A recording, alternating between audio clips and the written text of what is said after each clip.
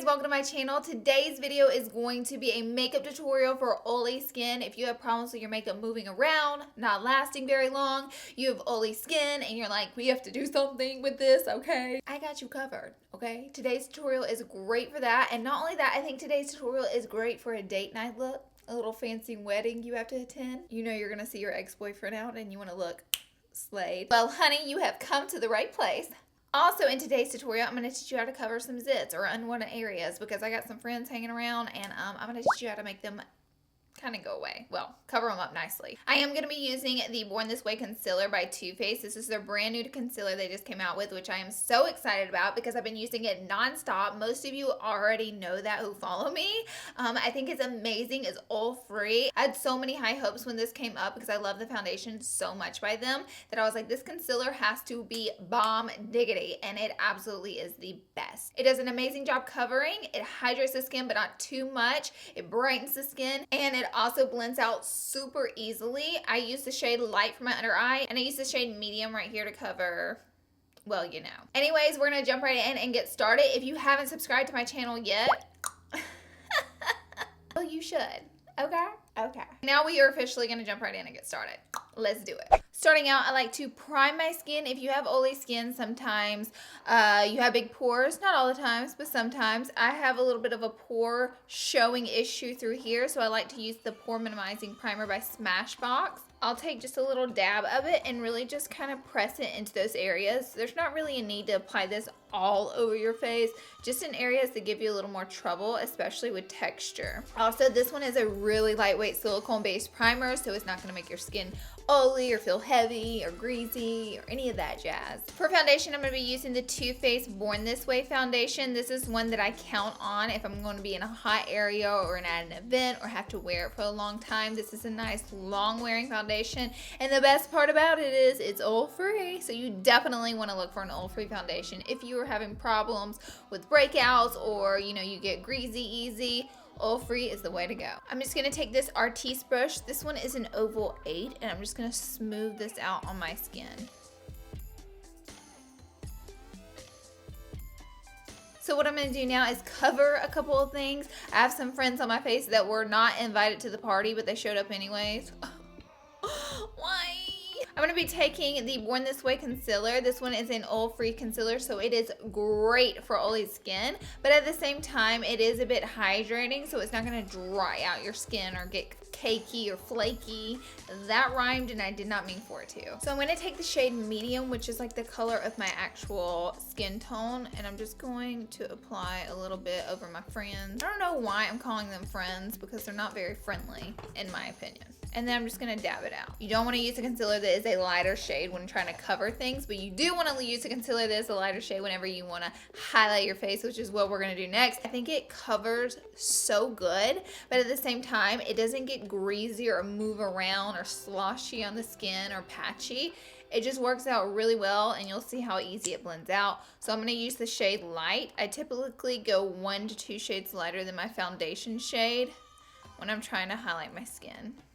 These are the areas that I typically like to highlight, and you'll see how smooth it looks once I blend it all out. I'm just using the same brush just to very lightly blend it out. Voila. It's so easy. If my skin's oily, I typically don't like to use a beauty blender because pressing the wet or damp beauty blender into the skin can retain moisture into your skin, a little bit of moisture that you might not need. I'm just gonna brush it away like it's a hairbrush. A great trick to make your makeup not get greasy, oily, or slick away and to last longer is to set it. This part is so important. What I like to use is this Ofra Oil Control Pressed Powder. Like, how perfect is that? This actually came in my June BoxyCharm. What I like to do is take my big powder brush and press it into the powder like this. I do get a good bit.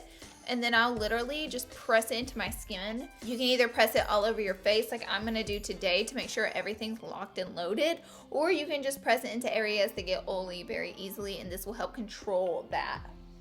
Next, I'm going to add a little bit of bronzer to the skin. I'm just going to use this angled bronzing brush. This is an E4 from Morphe and my Laura Mercier bronzer. This one is Bronze 02. So I like to use a powder bronzer, especially if I'm dealing with oil, because I'm telling you, cream contour is a little bit of heavy makeup, and just applying that much makeup to your face on top of trying to control the oil issue can be a mess. It's just less makeup on your skin, and then you would have to go in and set the cream with a powder anyway, so it's just a lot of makeup, and we're trying to control oil and make everything shine free, so this is the best method to do that.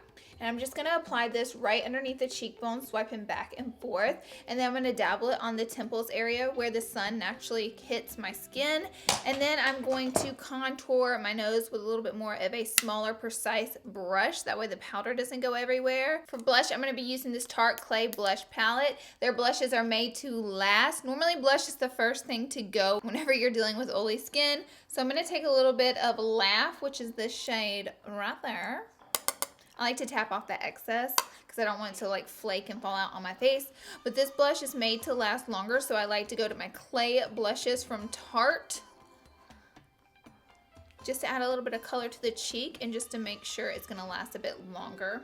And for my highlight, just so things don't get too crazy or greasy, I'm going to keep the highlight right here and a little bit on the nose, but I want to make sure and keep it away from any area that gets oily or greasy. And I'm going to definitely keep it away from this area right here. I'm going to take a little bit on my brush and just make sure and just keep it right there and leave it at that.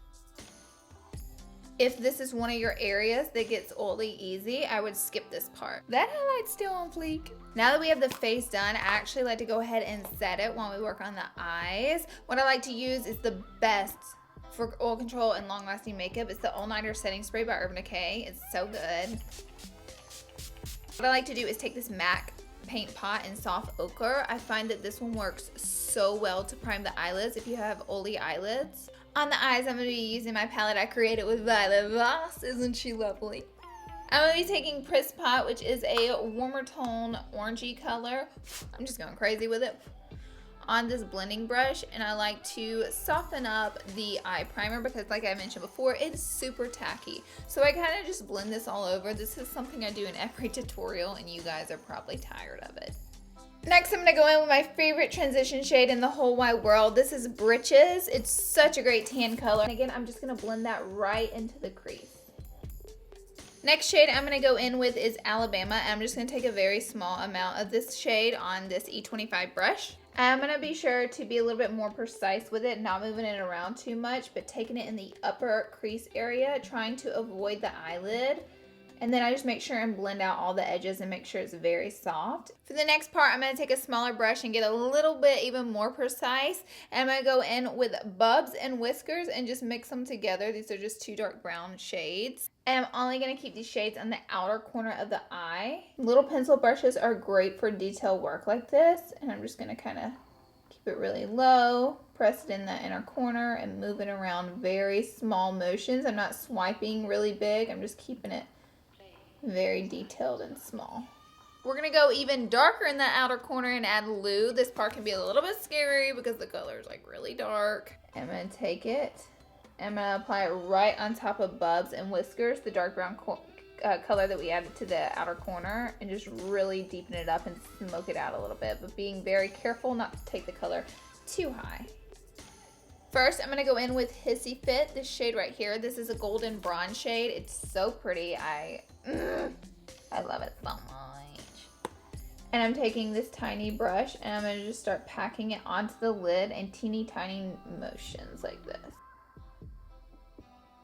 And then right in the center, I start to buff the color a little bit over the black. That way it's gradient right there and there's not like a harsh line where one color starts and one color stops. I'm going to add just a touch of this fleeky shade right here on top of Hissy Fit.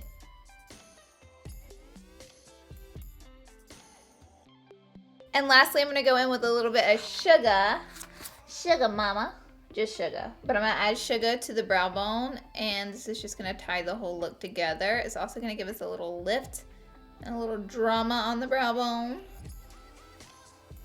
I'm going to add some wing liner now. I love the drama of the wing liner. I have a full dedicated tutorial to this, so I will be right back. How annoying is it when mascara decides to run away?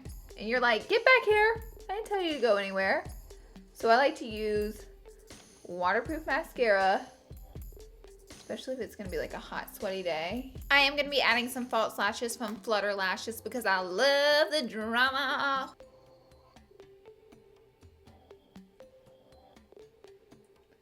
Now we're gonna finish up by working on the under eyes. I'm gonna go back in with Britches, the greatest transition shade ever. I'm just gonna blend that with a fluffy brush back and forth like a windshield wiper to the lower lash line.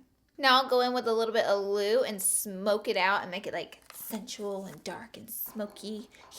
I am going to be using a smaller, more defining brush to do this.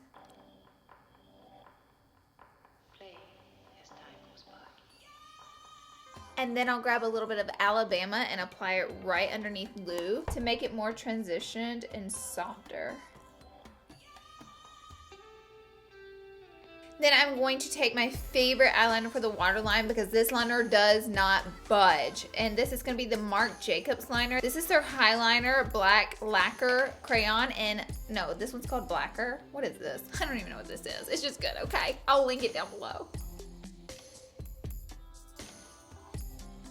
We're going to add a little bit of our trusty Better Than Sex mascara to the lower lash line. Now I'm going to line my lips, which helps make the lipstick last so much longer with Strip Down by MAC. By line my lips, I mean I'm going to overline my lips. I can't help it. I have to. Then I'm going to take a little bit of Sand from Dose of Colors. This is a nude liquid lipstick, and I'm going to apply it to the center and then blend it out. And lastly, one of the most important steps is to set your makeup. So I'm going to be taking Urban Decay All Nighter Setting Spray and just make sure everything is like intact.